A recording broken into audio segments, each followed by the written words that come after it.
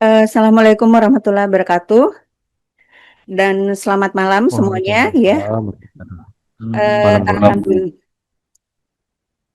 Alhamdulillah pada kesempatan malam hari ini kita melaksanakan perkuliahan kita untuk pertemuan yang kelima ya, lima atau keempat, kok saya lupa. Eh, sudah absen di LMS-nya? Udah? Belum. Ah, udah. Apa belum di setting? Belum ada, Bu, belum ada. Belum ada. Ya sebentar, saya menjelaskan saja dulu kalau begitu. Em, Pada malam hari ini kita akan membahas mengenai tinjauan statistikal data. Jadi pada pertemuan sebelumnya lagi, Ibu lagi-lagi mau memberikan satu penegasannya bahwa berbicara machine learning itu tidak jauh-jauh dari yang namanya statistik.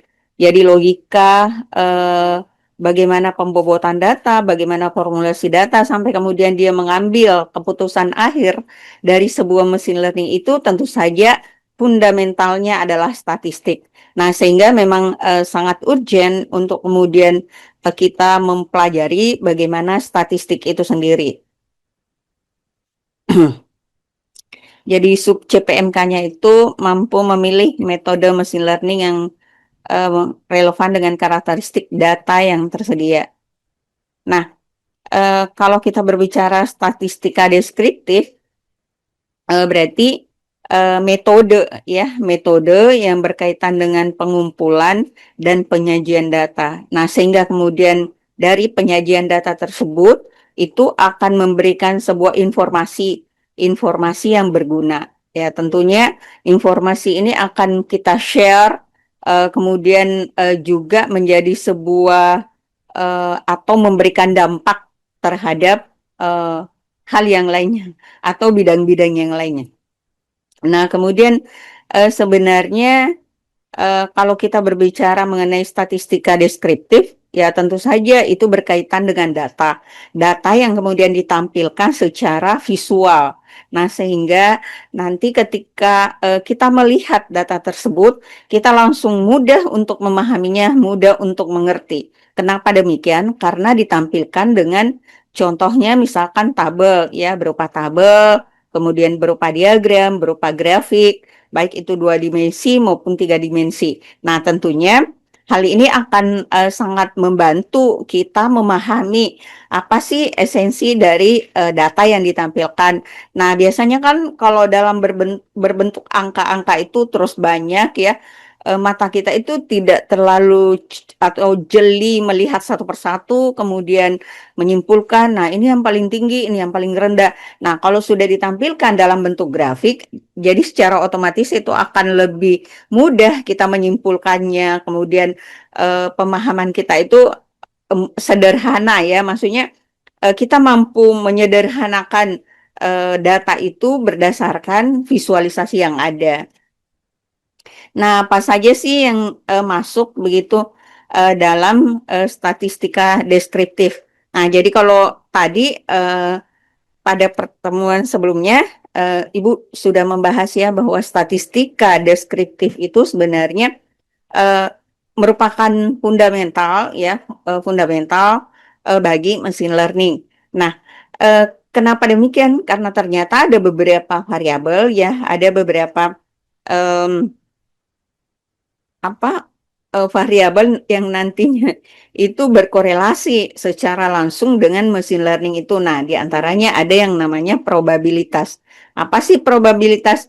Rasio frekuensi suatu item atau kejadian. Jadi peluang terjadinya sesuatu, peluang terjadinya sebuah fakta, misalkan peluang terjadinya akan hujan berapa persen, apakah hari ini 70% ataukah misalkan 30%, atau peluang terjadinya banjir di Makassar kalau misalkan nanti musim hujan, apakah peluangnya itu 90% ataukah misalkan hanya 30% dan seterusnya. Itu ya. Nah, terus yang kedua itu adalah sentral tendensi atau ukuran pemusatan data. Nah, ini penting ya. Kalian semuanya tentunya sudah belajar statistik ya.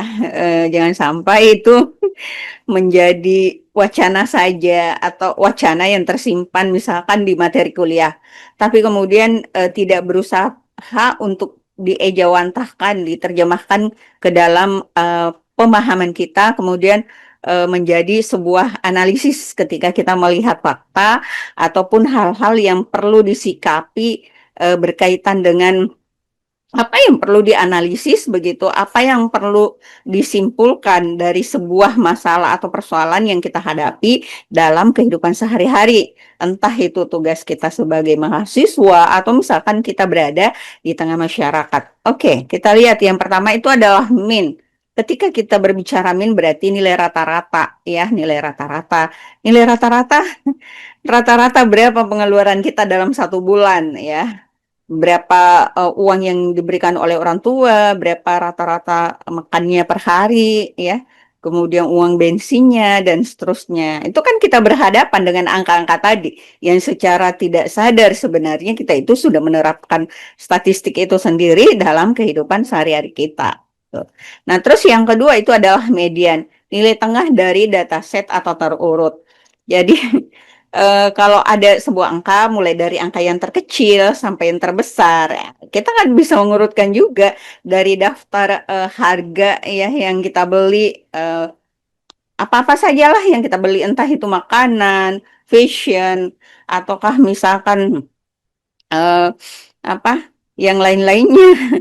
Nah, itu bisa kita urut dari yang paling murah sampai yang paling tinggi. Eh, nah itu nilai yang sedang-sedang itu apa saja? Nilai yang tertinggi itu misalkan apa? Nah, di situ kan kita bisa melihat ya mediannya itu di mana. Nah, terus yang modus atau mode, nilai yang paling sering muncul. Biasa kan kalau orang, ini modus ini, modus. Nah, berarti eh, ada maksud yang dominan begitu kan?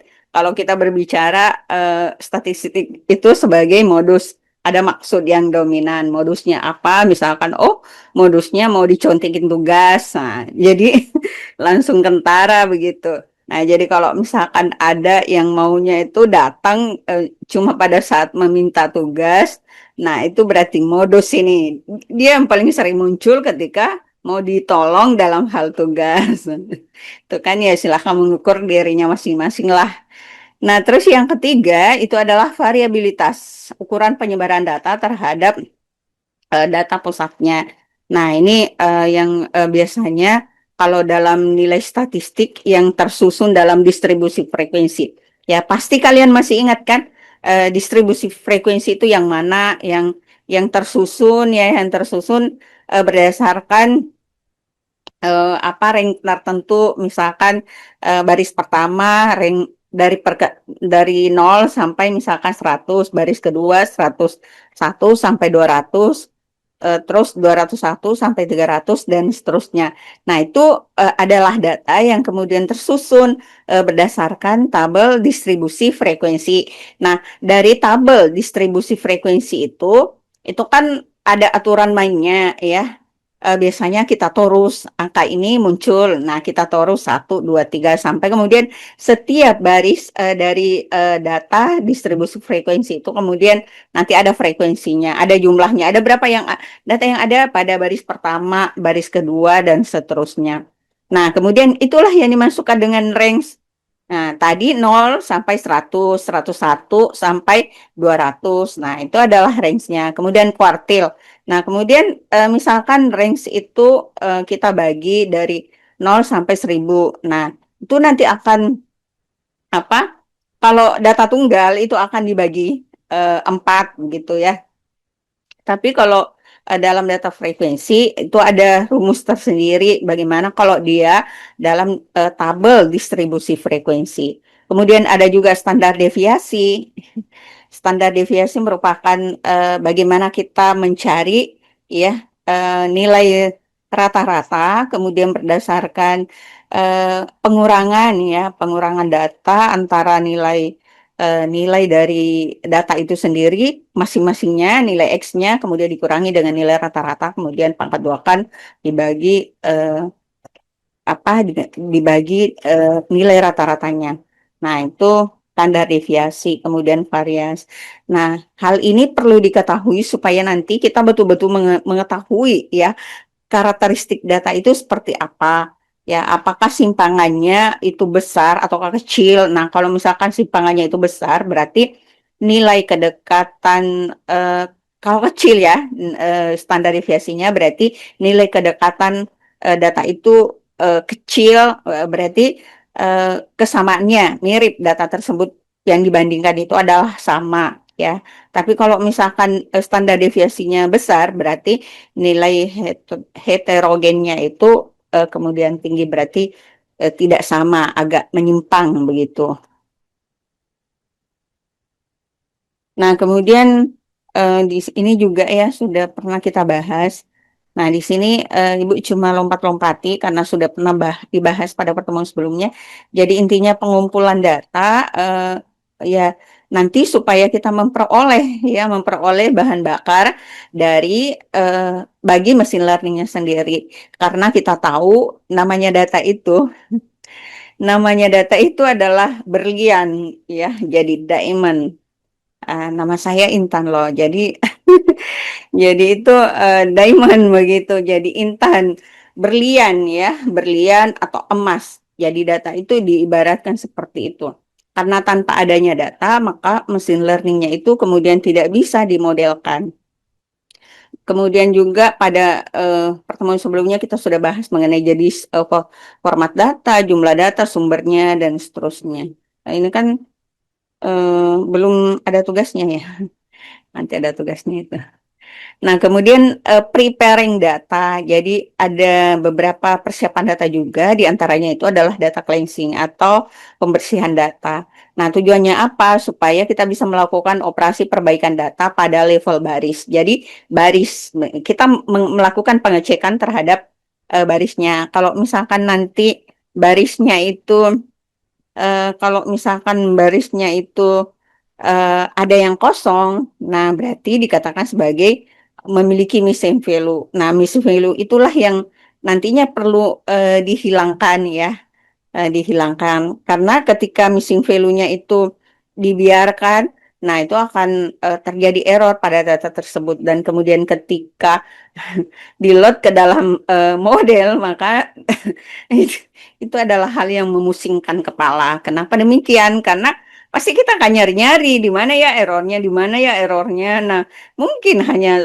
satu baris saja, tapi karena kita lagi mumet, nah akhirnya nggak dapat. Nah, sehingga kalau data tersebut itu memang dari awal sudah dibersihkan, itu akan mengurangi pusingnya kita. Nah, kemudian yang kedua adalah data splitting, ya. Kita bagi data tersebut. Nah, kenapa harus dibagi ya? Dibagi dong. Em, supaya nanti kita ada parameter bahwa ini sekian data yang digunakan untuk melatih model, kemudian sekian data yang digunakan untuk validasi, dan sekian juga data yang digunakan untuk testing. Nah, kenapa kita juga nanti mau melihat bagaimana performa ya, bagaimana akurasi dari model tersebut. Nah, kalau misalkan kita nggak jelas berapa komposisi datanya, nah itu jadinya apa ya? Tidak terukur begitu loh cara kita melakukan pemodelan nanti atau pada evaluasi akhirnya itu menjadi serampangan, jadi beracak gitu.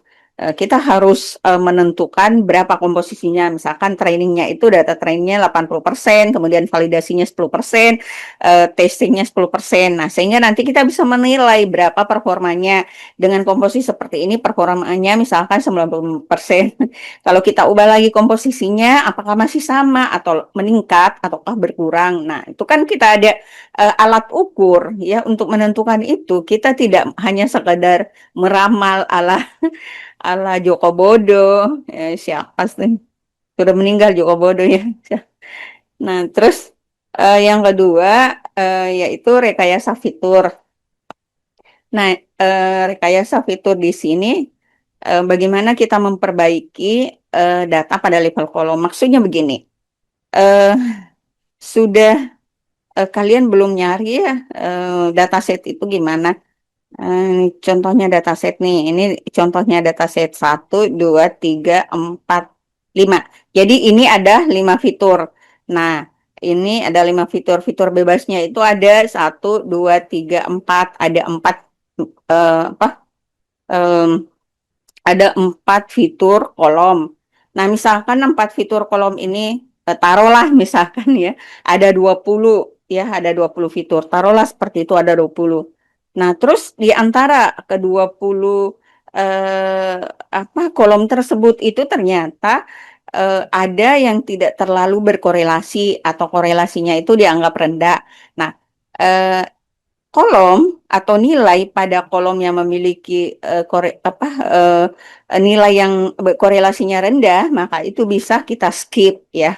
Kita bisa buang begitu, kita bisa hapus. Nah, itulah yang namanya rekayasa fitur. Kita melakukan perekayasaan. Apa tujuan rekayasa fiturnya? Ya supaya nanti eh, apa apa istilahnya ya, supaya performanya lebih bagus ya ketika kita membuang beberapa fitur yang tidak terlalu tinggi nilai korelasinya, maka itu akan nantinya memperbaiki kualitas dari performa model itu sendiri.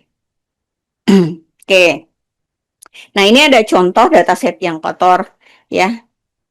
Ada yang ini misalkan ini kita memiliki 4 fitur ya, 5 fitur: kode pelanggan, NIK, nama lengkap, kemudian kelamin, jenis kelamin, terus jumlah belanja. Jadi 1, 2, 3, 4, 5. Jadi ada 5 fitur.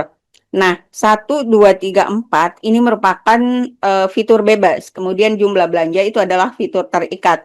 Atau biasa juga disebut kode pelanggan sampai kelamin ini adalah independent fitur. Kemudian jumlah belanja ini adalah dependent fitur. Nah, kemudian ternyata dari beberapa fitur ini kita menemukan adanya missing value atau baris yang kosong ya. Di sini ada baris yang kosong yang berwarna biru-biru ini, biru-biru muda ini 1, 2, 3. Nah, jadi ada 3 baris yang kosong. Itu dikenal namanya missing value. Di save ya, di save. Nah, terus selanjutnya nama lengkap. Nah, nama lengkap. Nah, diperhatikan di sini NIK-nya itu 15122793 atas nama Slamet Budi Santoso. Nah, kemudian dengan NIK yang sama juga Dr. Slamet Budi Santoso. Nah, kemudian yang lain lagi ada lagi itu Slamet B. Santoso. Nah, jadi ada 3 penulisan nama yang berbeda. Ya, sebenarnya sih kalau kita melihat ya, mata mata manusia itu kadangkala ya sama saja sih dengan sebelumnya. Hanya saja ketika itu diperhadapkan pada mesin tidak demikian. Ketika karakternya itu sudah berbeda, maka dikatakan ya berbeda juga. Ya, dikatakan berbeda. Jadi nggak boleh dianggap sama karena ini 3 huruf 3 kata, ini ada 4 kata, kemudian ini 3 ya. Jadi berbeda. Padahal semestinya satu NIK itu namanya sama dan kemudian konsisten. Nah, inilah yang dimasukkan dengan terjadi duplikasi data ya, terjadinya duplikasi data. Jadi ada data yang sebenarnya sama NIK-nya tapi namanya itu kayak bermacam-macam. Nah, ini dianggap data yang kotor. Nah, terus ada lagi format yang lain, misalkan di jenis kelamin. Di sini ada laki-laki, ada LK, ada pria, dan seterusnya. Nah, ini satu penyimpangan juga atau dikatakan sebagai data yang kotor. Kenapa demikian? Karena laki-laki, LK, pria itu kan sama saja ya. Jadi tidak ada perbedaan. Atau ada yang merasa kalau misalkan LK ini setengah laki-laki, setengah perempuan, pria ini yang macho atau gimana, sama saja kan. Nah, berarti kita tidak boleh menggunakan istilah yang tidak konsisten. Kita harus menggunakan istilah yang konsisten supaya nanti eh, kita mudah memahami. Demikian juga dengan mesin. Kalau kita mah manusia, insya Allah mudah mengerti ya, karena kita sudah tahu begitu. Manusia itu lebih cepat diajarkan daripada mesin begitu. Hanya saja jangkauan keterbatasan penyimpanan manusia itu yang kadangkala apa dikalahkan oleh mesin.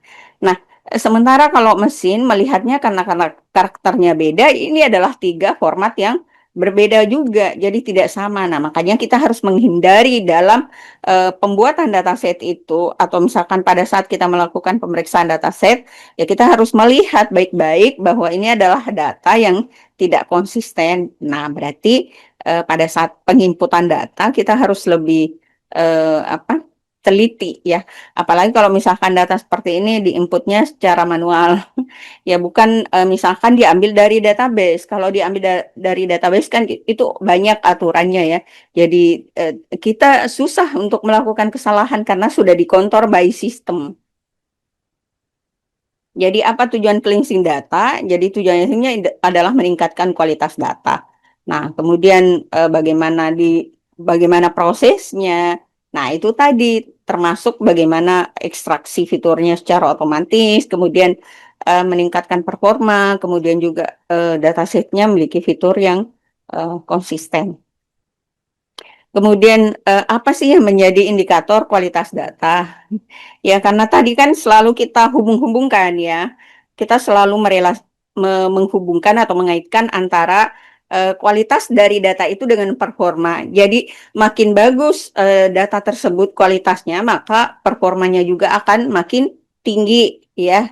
Tinggi di luar kalau kita sudah melakukan fine tuning terkait dengan modelnya. Baru datanya dulu, kemudian kita persiapkan begitu. Belum rekayasa yang lain yang dilakukan pada modelnya.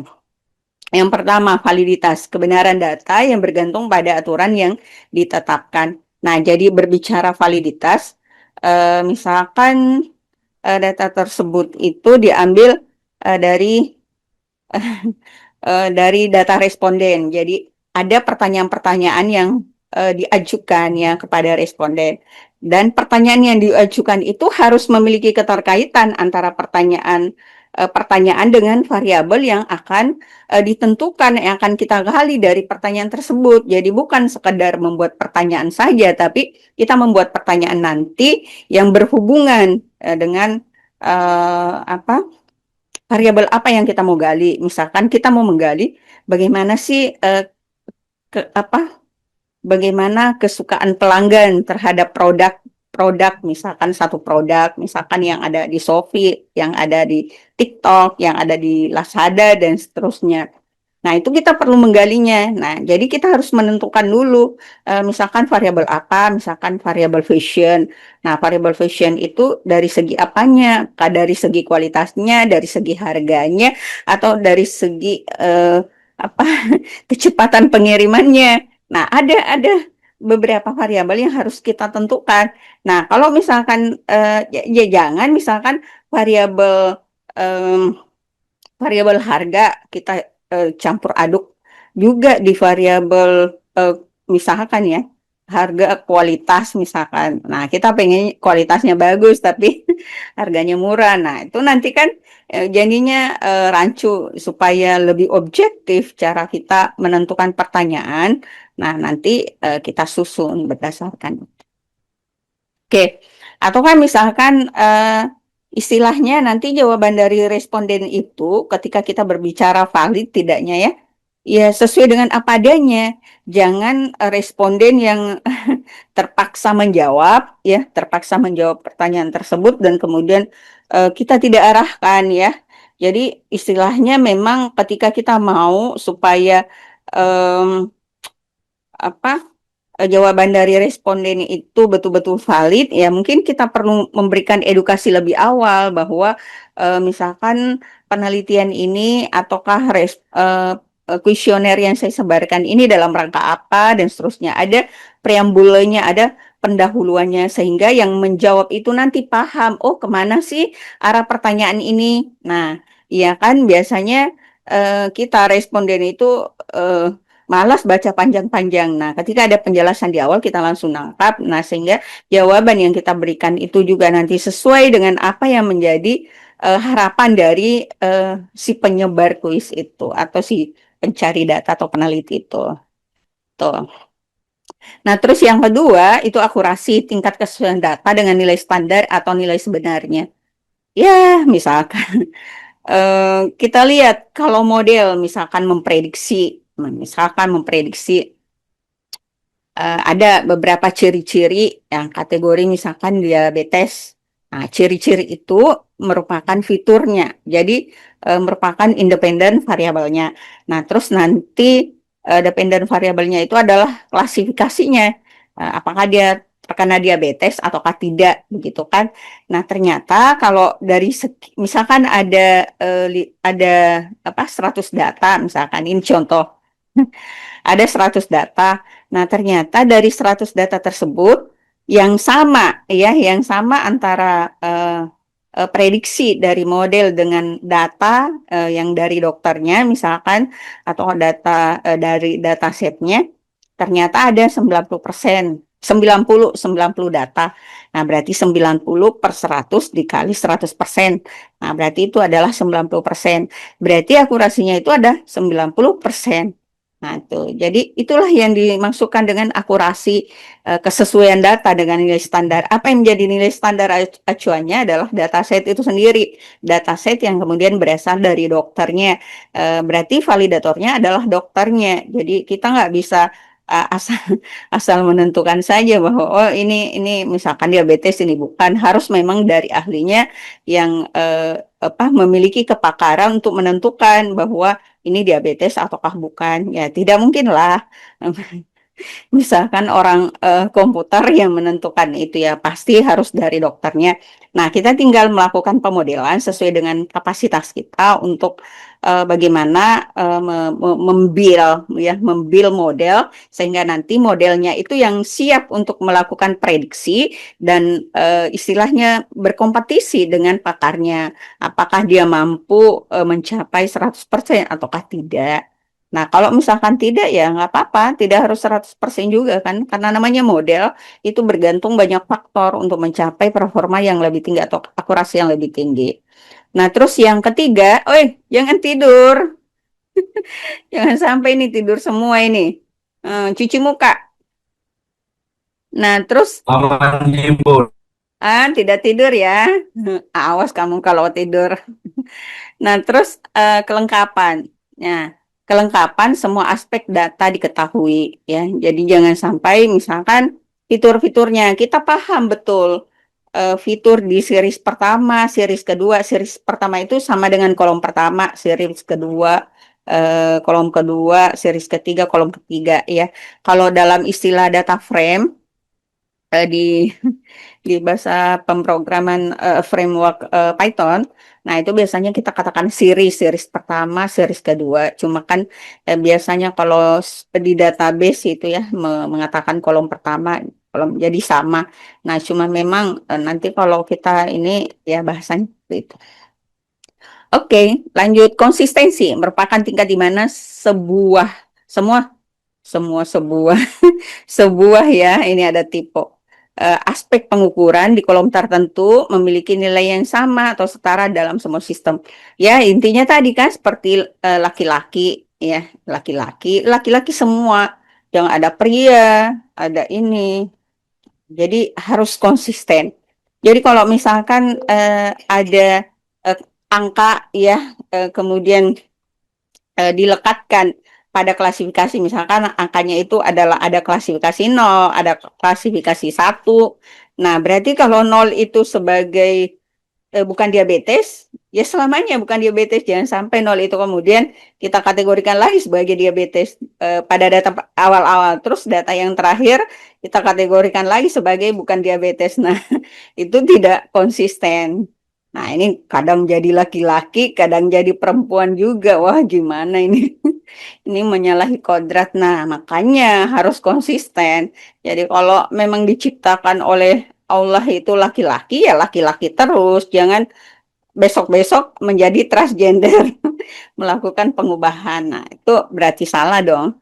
Kemudian berikutnya keseragaman data yang digunakan memiliki unit pengukuran yang sama dalam semua sistem. Nah, misalkan begini ya, ada angka ya, angka pengukuran.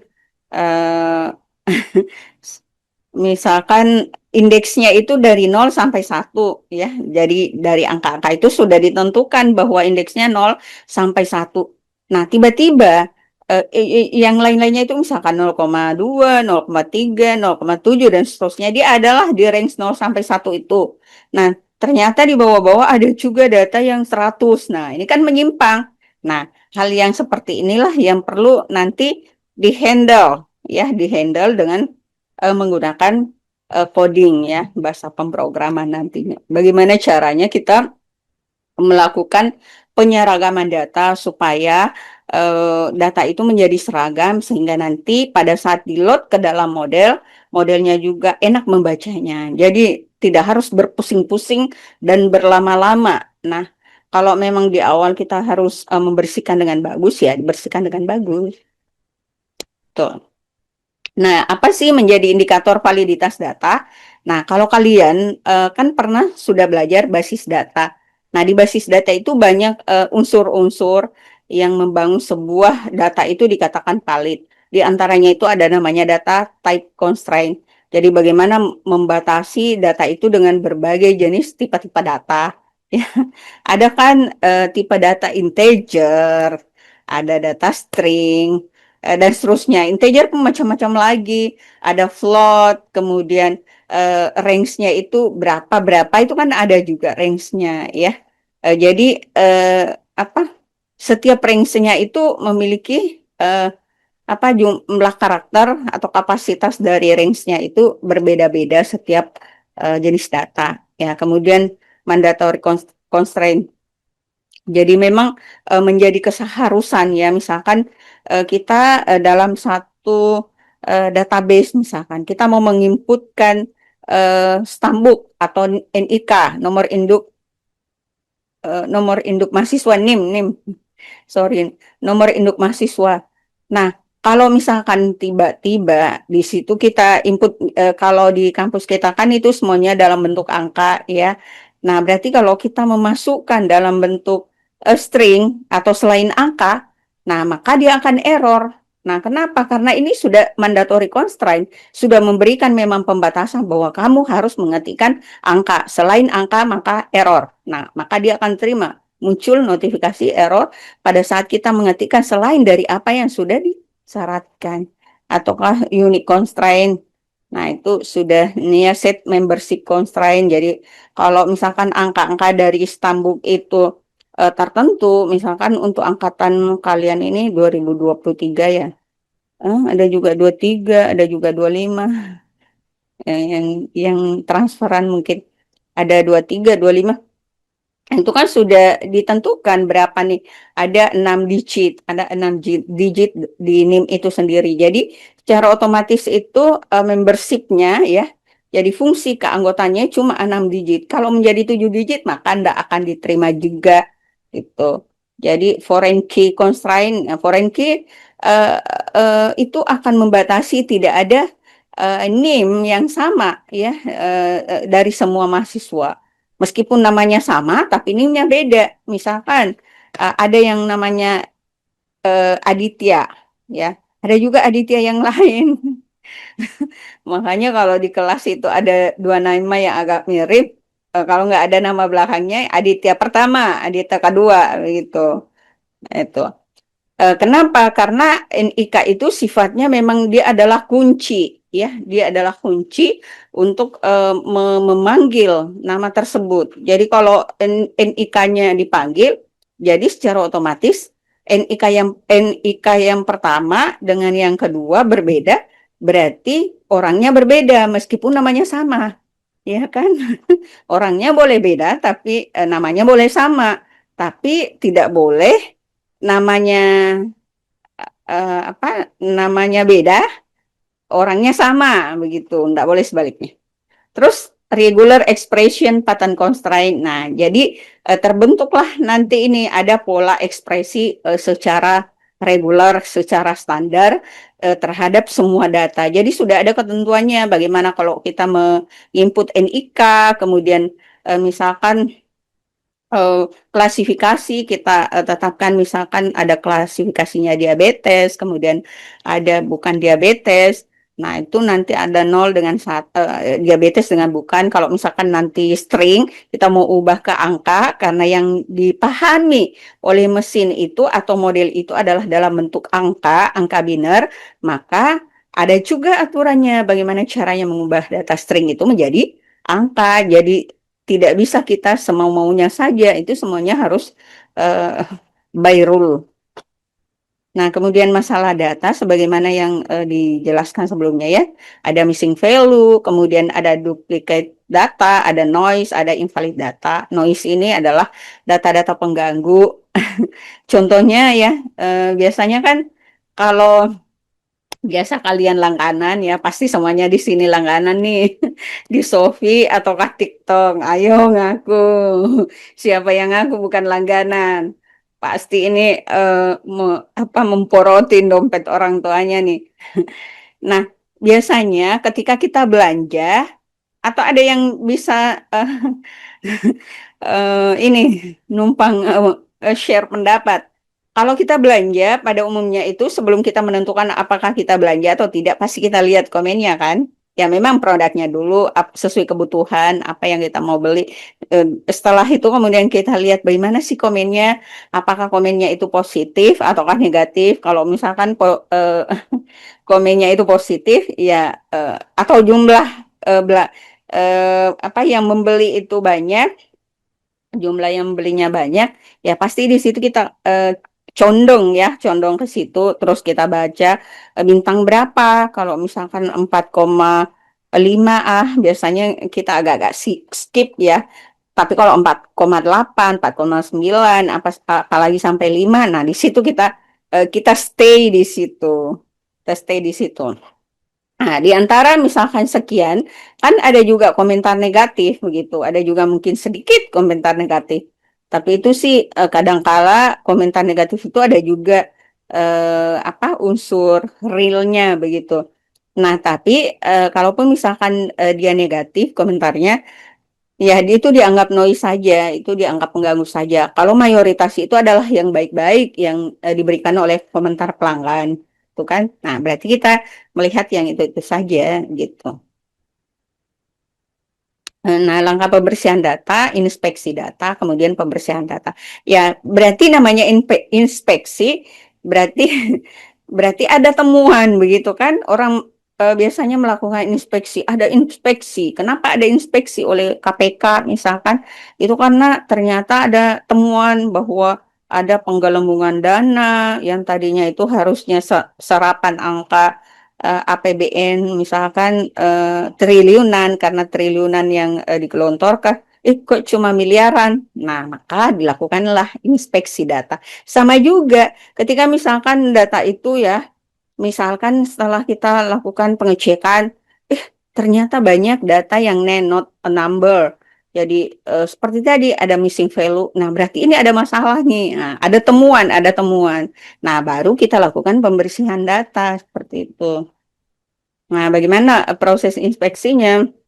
Ya itu tadi kita menemukan adanya data yang tidak diharapkan, tidak valid, tidak konsisten, maka dilakukan pembersihan data.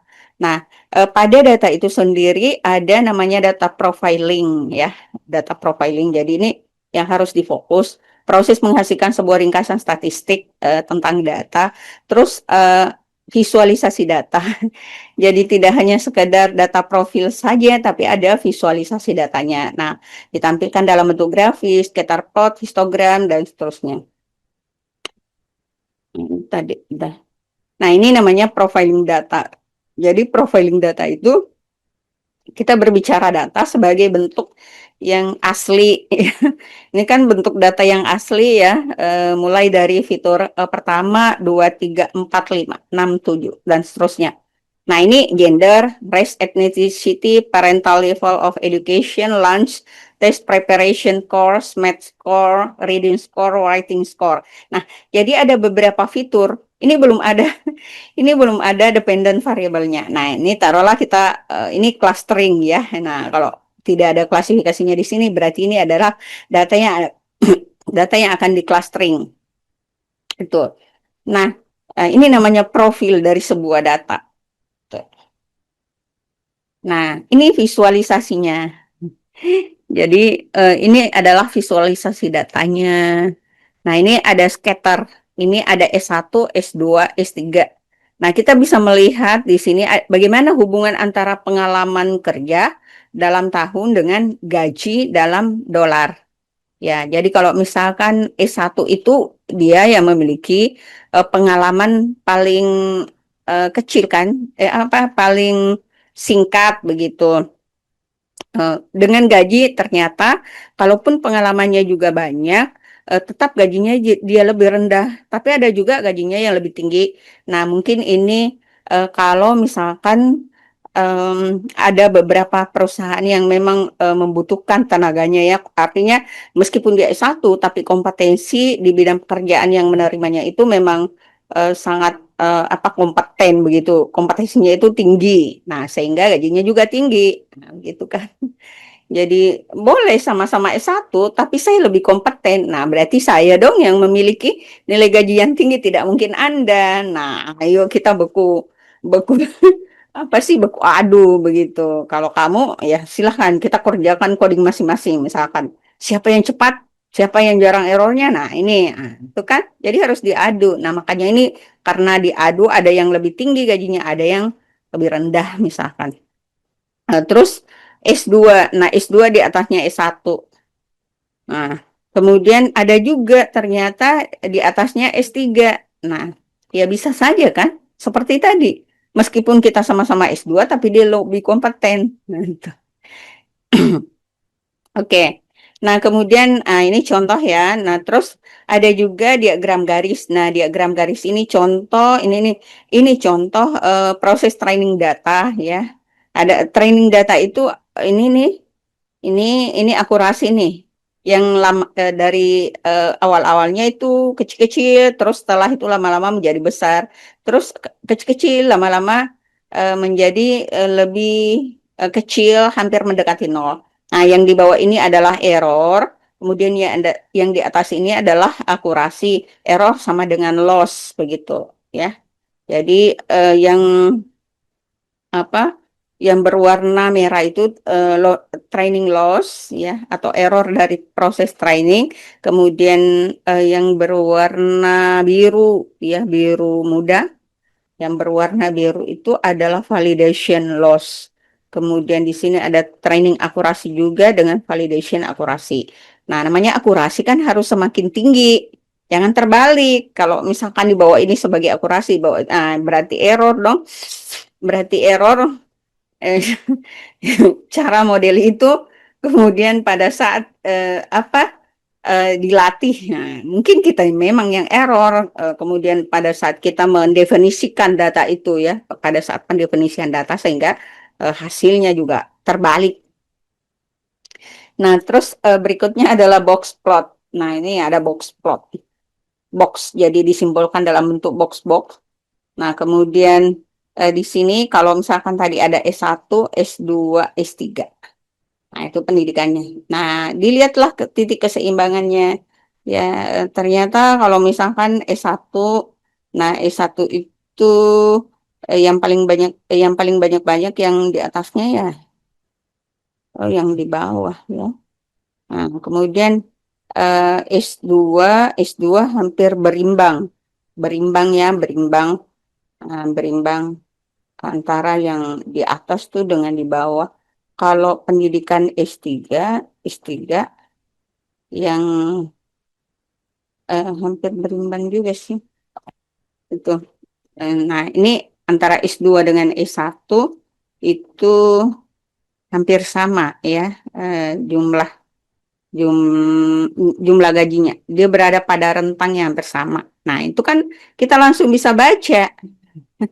Ya, kalau di sini, kalau box plot ini kita harus, oh ini antara ini dan ini. Kalau ini eh, lebih ini karena dia sudah klaster berdasarkan pendidikannya S1, S2 dengan S3, enggak terklaster, enggak terscatter begini menyebar-menyebar. Nah, kemudian histogram, histogram ya. Ini, ah, ini tercrop ini. Nah, hubungan antara umur dengan apa nih jumlah kaji kali ya. Nah, ini kan kita bisa melihat langsung. Kalau misalkan umur 20 tahun itu gajinya, masa sih gaji, oh, masa kerja ya, masa kerja 20 tahun ini misalkan 10 juta, 30 dan seterusnya. Kemudian dot plot. Nah, dot plot di sini makin makin eh, apa radius lingkarannya itu makin besar, berarti dia apa bobotnya juga makin tinggi ya. Itu bobotnya makin tinggi. Kalau misalkan yang kecil-kecil kita petakan misalkan ada 3 kelompok, nah terus kelompok yang pertama masih kecil relatif ini, nah jadi bentuk lingkarannya itu juga akan menyesuaikan sesuai dengan tingkat radius dari datanya. Kalau datanya itu besar maka radiusnya juga besar, kalau datanya kecil radiusnya juga kecil. Nah, jadi kesimpulannya ketika kita melihat visualisasi data itu mudah kita mengerti. Nah, dibanding misalkan angka-angka yang kayak ini, kan ini. Nah, ini meskipun angkanya ini sebenarnya ini cuma dipotong ya, ada kurang lebih 1.000 data ini. Nah, bayangkan 1.000 data itu harus kita lihat dulu mulai dari baris pertama, row data pertama sampai yang terakhir. Nah, itu sangat banyak itu. Kalau misalkan kita sudah mumet, aduh, yang mana ini ya, yang mana yang paling banyak dan nah, nggak mungkin. Nah, tapi kalau sudah dibuat dalam bentuk grafik, itu visualisasi kita itu menjadi lebih fleksibel, mudah memahami dan ringkas begitu loh cara berpikir kita tidak semumet ketika kita membaca data berdasarkan kolom-kolom. Nah, oke, cleansing data lagi bosan ah. Pembersihan data lagi. Jadi ini tahapannya ya. Data yang tidak relevan, data yang terduplikasi, konversi tipe data, perbaikan dan modifikasi data, standarisasi data, perbaiki missing data, transformasi data, ataukah nanti dilakukan normalisasi data, ataukah standarisasi data.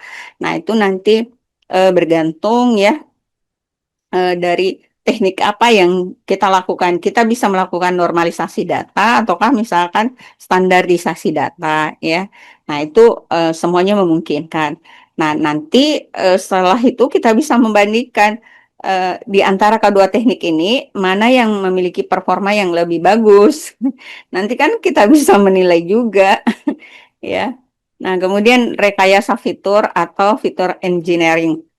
Nah, sudah sih tadi misalkan ada banyak kolom, 20 kolom, kemudian kita ringkas menjadi 10 kolom. Nah, itu sudah namanya rekayasa data atau rekayasa fitur. Nah, apa yang menjadi kriteria fitur yang baik itu informatif, ketersediaan data dan diskriminan. Maksudnya informatif, ya kita bisa memahami apa sih apa variabel itu maksudnya apa begitu. Terus ketersediaan datanya. Jangan sampai misalkan pas apa fitur yang kedua eh cuman satu data atau misalkan ada 10 data saja dari puluhan yang harusnya tersedia.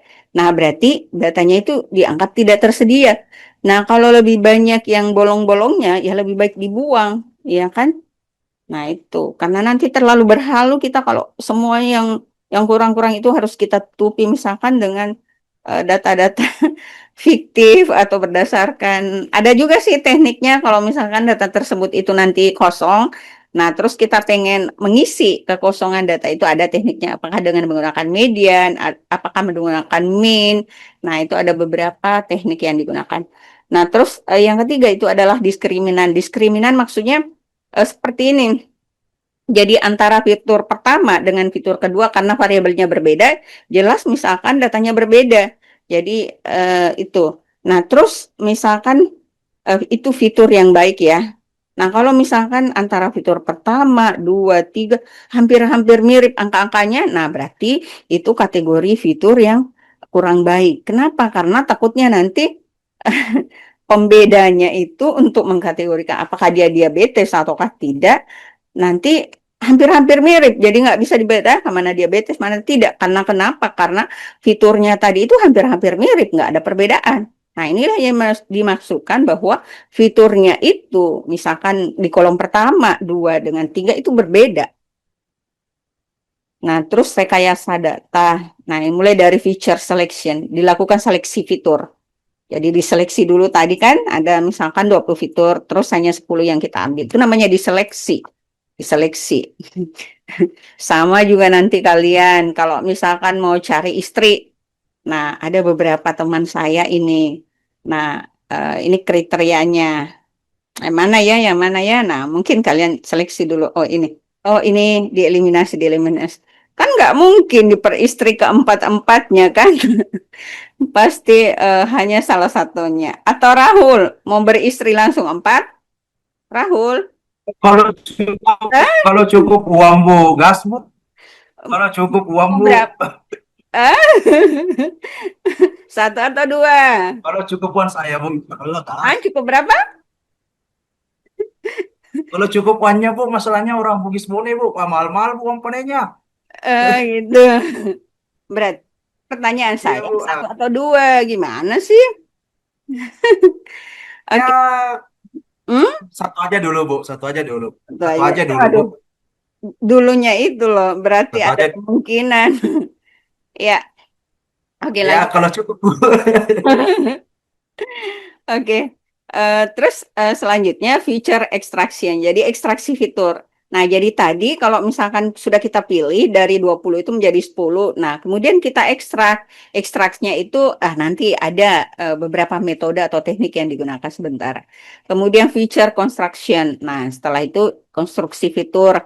Jadi dibangun fitur tersebut setelah diekstrak. Setelah itu feature learning atau pembelajaran fitur. Nah, ini nih fitur yang relevan yang meningkatkan performa model. Ada beberapa ya. Jadi ada beberapa teknik yang digunakan, di antaranya ada correlation matrix. Nah, jadi kalau misalkan ada 20 fitur, kita akan melihat antara korelasi matriks dari fitur pertama dengan dengan eh, dependent fiturnya atau fitur terikatnya. Kita melihat kalau misalkan korelasinya itu mendekati satu, nah berarti itu tinggi. Kalau misalkan di bawahnya 0,5 itu rendah atau mendekati nol, nah itu dianggap korelasinya rendah. Nah, jadi kita bisa skip kita bisa skip fitur-fitur yang berada di mendekati satu itu, misalkan. Nah, kita mau mengambil 10 saja deh misalkan. Nah, kita juga bisa menggunakan univariate selection dengan menggunakan ANOVA, kemudian feature impotent dengan menggunakan random forest atau reverse engineering. Nah, kita juga menggunakan SHAP ya. Ini juga merupakan teknik untuk memilih fitur atau drop FI, permutation FI.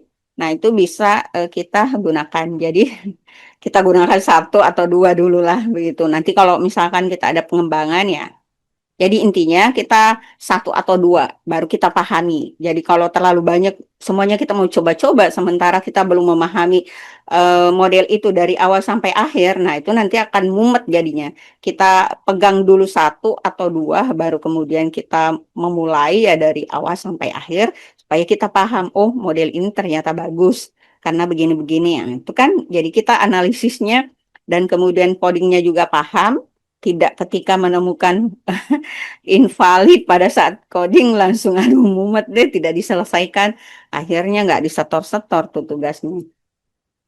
Oke, kemudian feature extraction. Nah, feature extraction adalah sebuah proses pembentukan feature baru atau mengurangi dimensi data dari data mentah secara otomatis. Feature extraction biasanya dilakukan pada data tabular berdimensi tinggi, berupa gambar, suara, dan teks. Jadi intinya, kenapa kita harus melakukan ekstraksi fitur? Jadi sama begini, kenapa sih kita harus membuat jus jeruk, begitu kan? Jus apel, jus tomat, jus terung Belanda, jus buah naga dan seterusnya. Kenapa nggak buah naganya saja kita makan? Nah, ya kan? Nah, ternyata dengan menjus itu orang mungkin lebih praktis begitu, tinggal menyedot eh, apa apa istilahnya sih itu? Tinggal di lupa apa enak. Kalau disedot itu secepat kilat. Kalau minum kopi apa ya namanya? Diseruput ya, langsung diseruput saja 3 kali seruput langsung habis ludas 1 gelas. Nah, kalau kita makan buah itu kan proses mengunyah lama, apalagi kalau kita buru-buru misalkan ke kampus. Nah, jadi ada tujuan tertentu kenapa kita harus mengekstrak misalkan. Nah, sama juga dengan data. Kita itu mengekstrak supaya komposisi data itu apa sih istilahnya? Ukuran, size dari data itu menjadi lebih kecil. Nah, apa impact ketika data tersebut itu menjadi lebih kecil? Sangat berimpact ya terhadap performa. Pertama, dari segi storage, tempat penyimpanan data itu sendiri. Nah, dengan ukuran data lebih kecil, maka tempat penyimpanan data yang dibutuhkan lebih kecil juga. Jadi kan sifatnya lebih efisien tempat. Di samping itu, pada saat proses training data ya atau pengaksesan data itu akan lebih cepat. Kenapa? Ukuran datanya sedikit.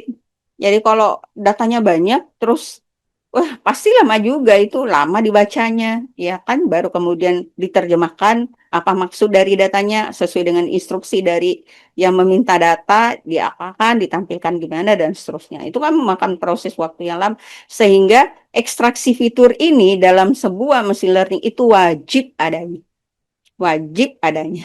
Sama dengan tadi membuat jus, ya membuat jus bagi orang yang sibuk dan seterusnya itu langsung saja. Jadi nggak perlu makan lama-lama buahnya, meskipun juga ketika kita makan buahnya juga itu seratnya jauh lebih banyak ya. Tapi mungkin itu sesekali bagi orang yang sangat sibuk ya, itu bisa di skip diganti dengan ekstraksi fitur.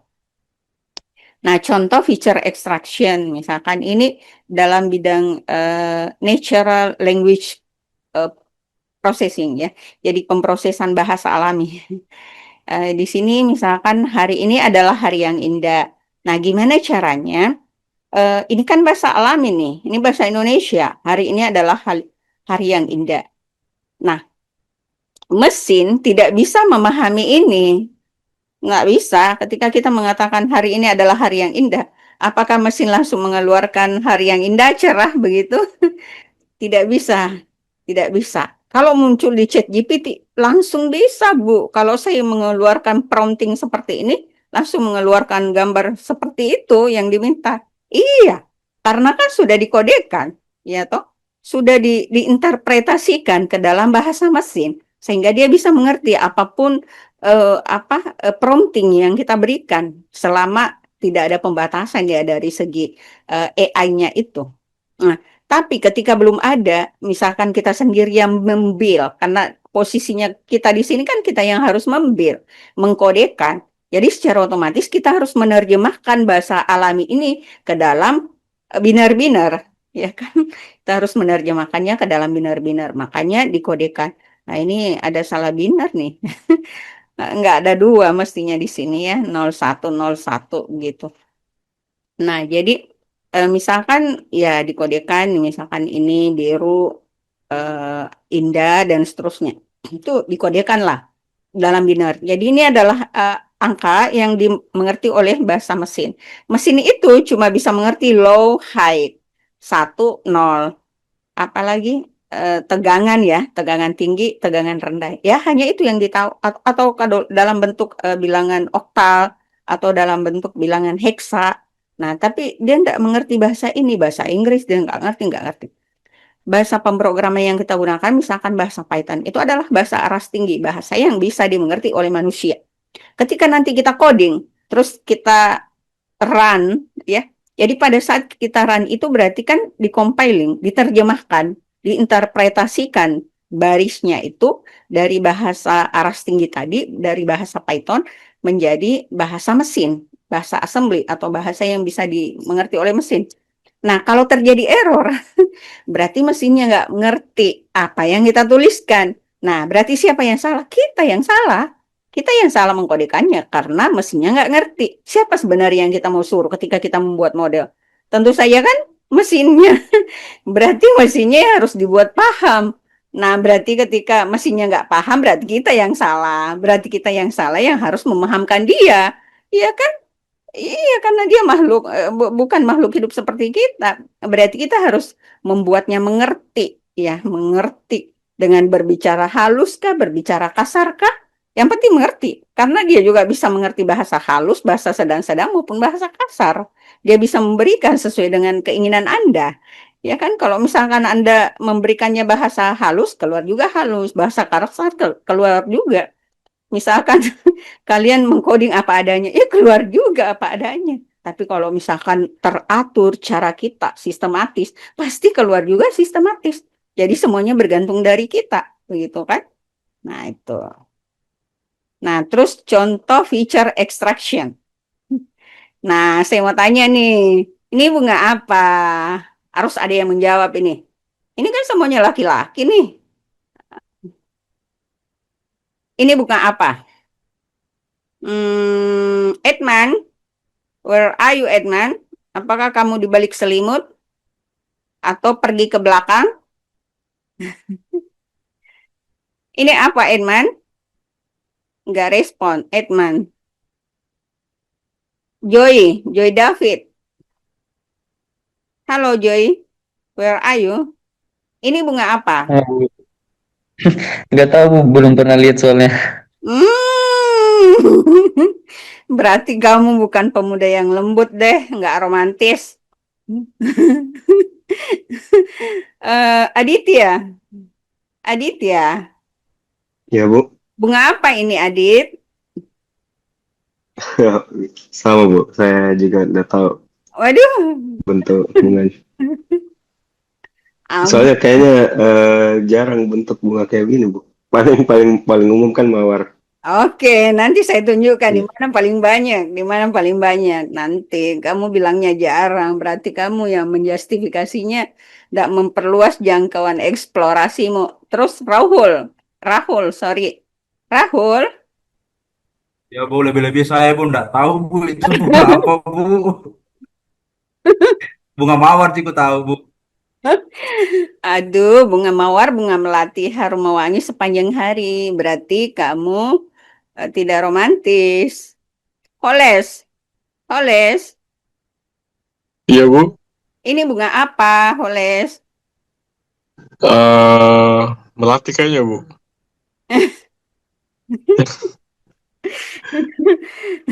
Rata-rata tuh ya, yang saya ajar, apa yang saya tanyakan, yang ke laki-lakinya nggak ada yang tahu. Berarti semuanya itu nggak ada yang romantis itu.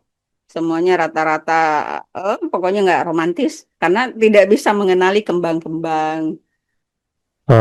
Ini bunga Kamboja Bu, Sudah lihat chat GPT ini. baru Pasti. baru lihat Bu. Iya, pasti kamu buka.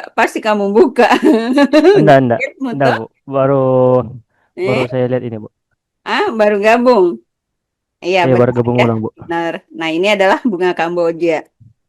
Di mana paling banyak bunga Kamboja? eh Kalau itu saya kurang tahu Bu, cuma namanya saya tahu. Ya, biasanya di taman-taman. Ada juga di taman peristirahatan terakhir. Banyak juga tuh bunga Kamboja. Coba saja kalau nggak percaya, kamu singgah di Panaikan sana. Apa benar ada bunga ini atau enggak? Kalau nggak ada berarti ibunya yang berhalu, misalkan ya. Oke, back to focus. Jadi bunga Kamboja ini, kalau misalkan diberikan teknik ekstraksi tepi atau age detection, maka dia akan menjadi seperti ini. Nah, pertanyaan saya, apa perbedaannya antara gambar yang kiri dengan kanan? Yang satu lebih berwarna. Ah, apa? Yang satu, yang ini berwarna, yang ini kenapa? Hitam putih aja Bu. Hitam putih, Hitam putih. maksudnya tidak colorful ya, tidak banyak jenis warnanya. Oke, ada lagi? Yang lain? Ada lagi yang lain? Tadi sih sebenarnya saya sudah mau mengantuk ini. Tapi melihat kalian, ya saya harus tertawa juga. Nggak ada yang tahu bunga-bunga. Oke, ada lagi yang lain selain itu? Nah, kalau kalau apa gambar yang colorful ini, gambar bunga yang colorful ini, Ibu izin minum dulu nak ya.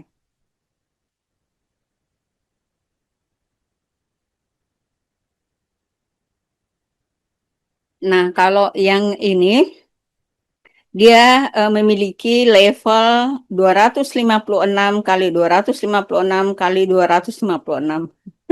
Berapakah itu? Jadi dia sekitar 16 juta level. Ya, 16 juta level warna.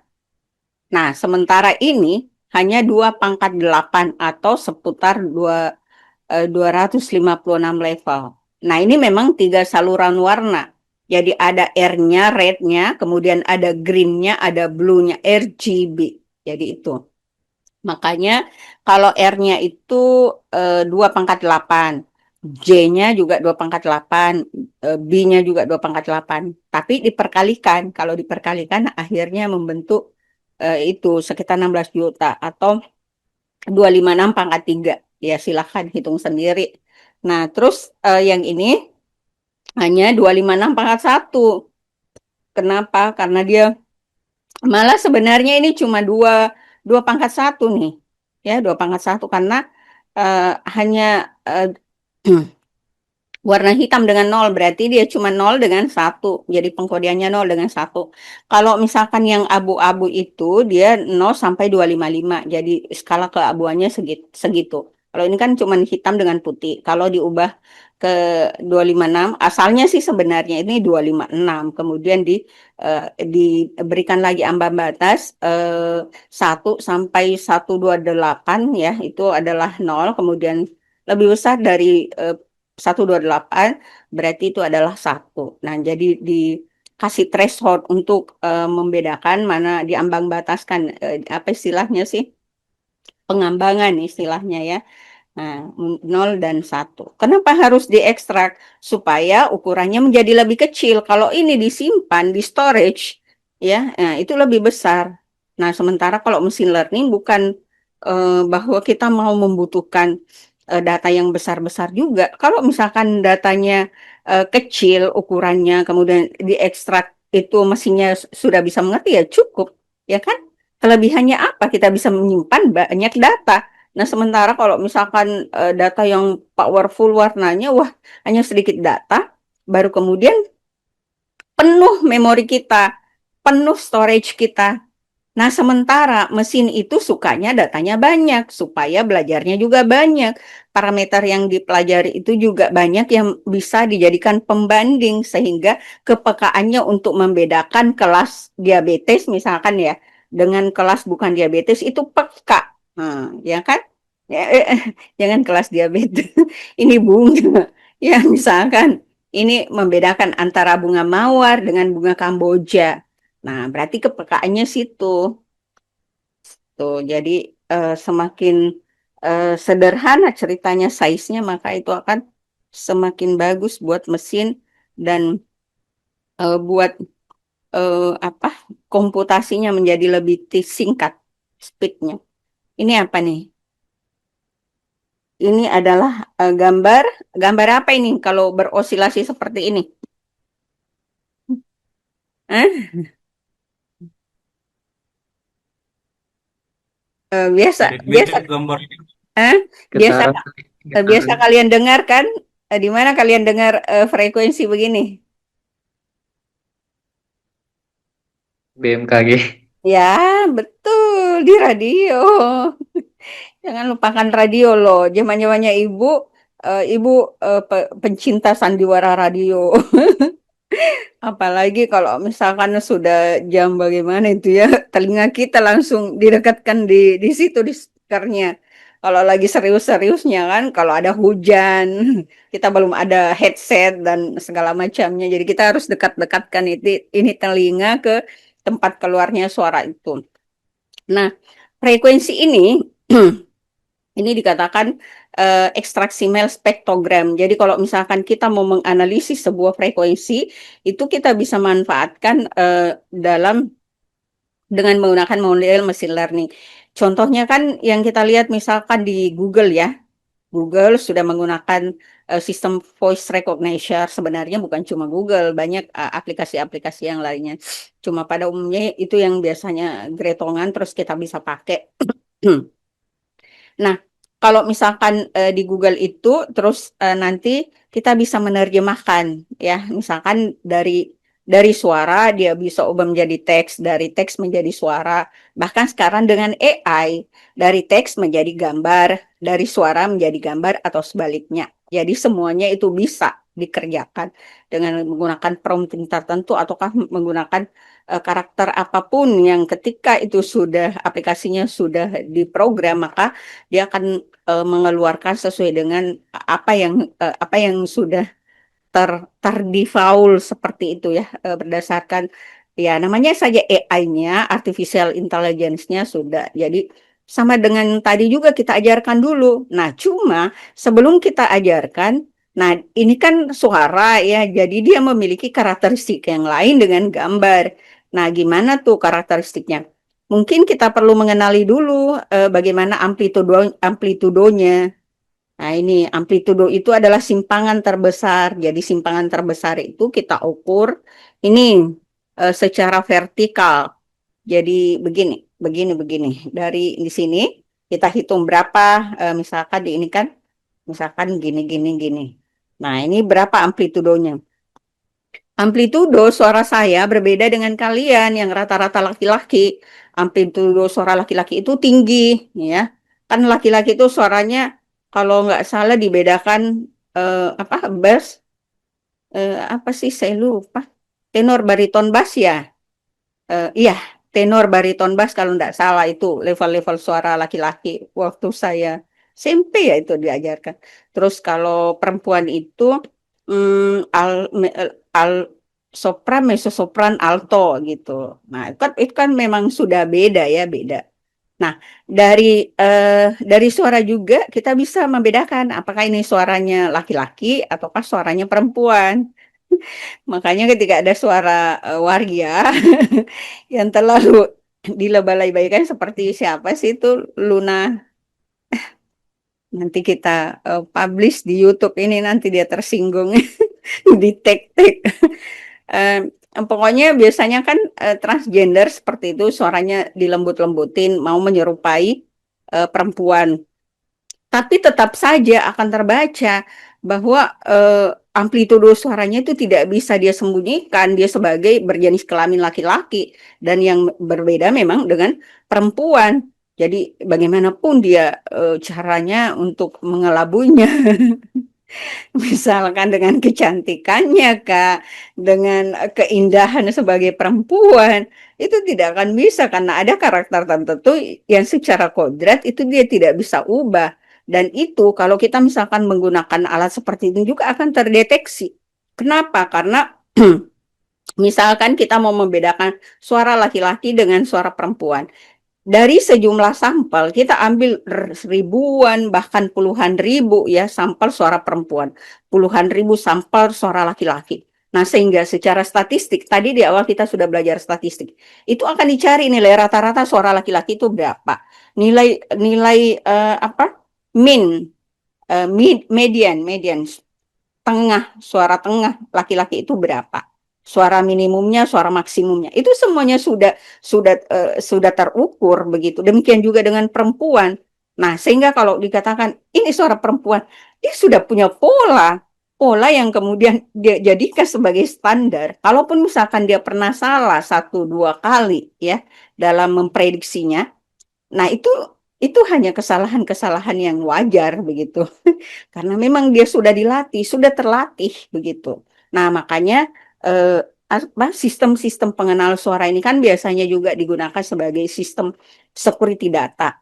Misalnya kita mau mencari suara siapa ini, kita mau mengenali suara ini muncul pada saat terjadinya misalkan eh, pada saat terjadinya perampokan atau tindakan kriminal lainnya. Nah, suara ini harus dilacak misalkan. Nah, ini suara laki-laki atau perempuan. Nah, yang menjadi tersangkanya misalkan perempuan. Nah, terus eh, apakah sesuai bahwa suara di TKP itu adalah misalkan laki-laki sementara tersangkanya perempuan. Nah, maka digunakanlah alat bukti selain dari apa yang ditemukan. Nah, kita menggunakan teknologi. Karena kenapa? Pada umumnya teknologi itu lebih objektif. Meskipun mungkin ada unsur manipulasinya juga, ya bergantung siapa yang mengendalikannya, ya kan? Nah, tapi secara overall bahwa pengenalan suara ini ya itu perlu diekstrak tadi, diketahui amplitudenya berapa, time step-nya, frekuensinya ya, frekuensinya itu berapa jumlah gelombangnya dalam satuan waktu. Nah, kalau misalkan ada 5 gelombang berarti 5 ya, F-nya sama dengan 5.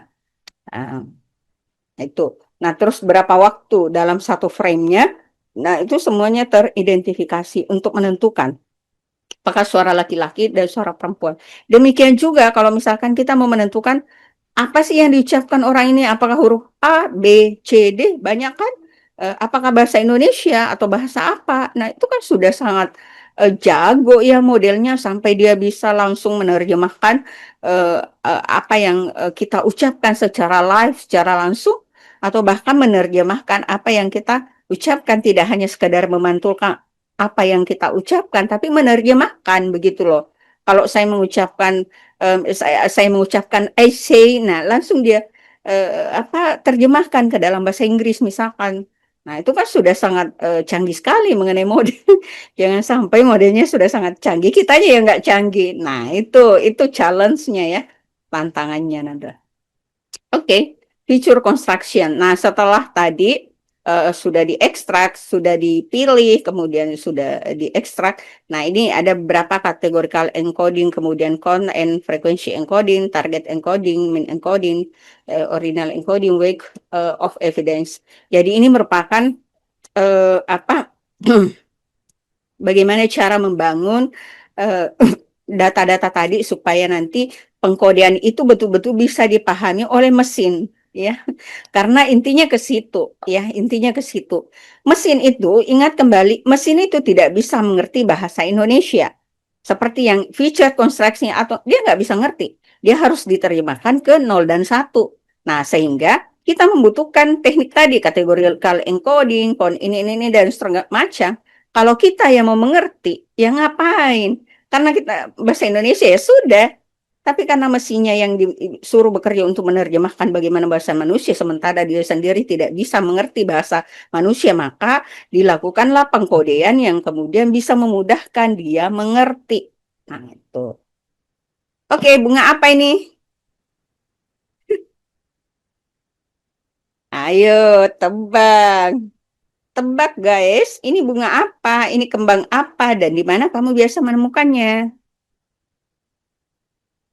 Bunga bunga kembang kol, Bu. Oh, bunga kumbang kol. Siapa yang tadi menjawab bunga kumbang kol? Nanti akan kubawa kamu ke rumah sakit ya. Kita cari di sana. Adakah bunga kumbang kol? Ayo. Jadi sebenarnya Udah mami ditahu Bu yang kembang-kembang, Bu. ah, Dari milahi, Bu. Udah mami ditahu, Bu, yang apa namanya kembang-kembang, Bu. Udah tahu, Bu. Kembang kol jadi tahu, lah. karena itu yang kalian makan. Ya, cuma yang dimakan aja yang dipikirin. Ya, jadi sebenarnya ini bukan bunga, nak. Saya cuma prank kamu. Jadi ini adalah apa ya? Ini namanya preparat. Citra dari preparat eh, histopatologis, namanya histopatologis. Jadi kalau misalkan ada tumor gitu kan, tumor, nah terus dilakukan operasi pengangkatan tumor. Setelah itu dagingnya yang sudah dioperasi tadi itu diiris-iris dalam skala milimikron ya. Ya, bahkan mungkin apa? Mik, Milimikron 10 berpangkat min 6-nya min 6 lah begitu. Jadi dipotong-potong sampai setipis mungkin, kemudian diberikan zat-zat formalin dan segala macamnya untuk mengawetkannya, dan ada namanya sistem HE apa begitu ya. ada juga sistem apa lagi tuh pewarnanya. Nah, setelah itu kemudian diamati di bawah mikroskop. Nah, tipe tipe dari tumor ini apakah misalkan ganas ataukah ini ada negatif ataukah positif. Nah, begitu. Jadi apakah ini invasif ductal karsinoma ataukah kategori eh, minus ataukah kategori positif. Jadi sebenarnya ini adalah kanker begitu atau tumor ya, tumor. Bukan kanker itu berasal dari tumor. Nah, ini diamati oleh dokter di bagian patologi anatomi. Nah, kalau misalkan nanti kategori misalkan dia positif, apa obatnya? Kalau negatif itu apa apa terapi ya yang paling cocok. Nah, sehingga apa?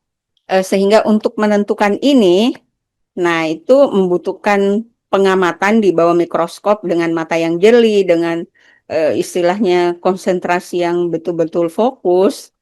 Nah, jadi kalau misalkan dalam ilmu computer science atau ilmu informatika, nah itu bisa kita membuat satu model ya atau satu aplikasi yang nanti bisa mengidentifikasi mana yang positif, mana yang negatif, supaya nanti itu bisa menjadi tools ya yang digunakan oleh dokter dalam menerapkan satu apa diagnosis begitu untuk memprediksi apa hasil pemeriksaannya ya dalam rangka supaya lebih akurat begitu. Kalau misalkan kasusnya banyak kan, nah terus keterbatasan dokternya juga, kemudian eh, apa kecapean dan seterusnya, ya mungkin pemeriksanya itu menjadi tidak akurat dengan adanya mesin. Nah itu lebih akurat karena kalau mesin itu kan ya nggak ada capek-capeknya. Disitulah kelebihan dari mesin.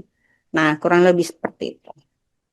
Feature learning, nah diajarkan dengan autoencoder, dengan restricted Boltzmann mesin. Nah ini, nah ini sekarang ini dikembangkan ya sistemnya memang model deep learning nih. Sebenarnya kan deep learning itu bagian dari machine learning juga. Cuman kalau kita berbicara machine learning, sebagaimana mata kuliah kita pembelajaran mesin, itu adalah model yang sudah dianggap tradisional. Tapi kalau misalkan kita mempelajari deep learning juga, ya kita harus belajar dari machine learning karena dia adalah dasarnya, baru kemudian dikembangkan deep learningnya. Jadi nggak bisa loncat juga langsung ke deep learning karena kita nggak akan memahami bagaimana esensi dari pembobotannya sampai pada nanti evaluasinya. Ya, saya kira cukup. Mungkin ada hal yang mau ditanyakan Nanda? Silahkan. Aduh, saya lupa men- men-screenshot ya. Aduh, gimana nih?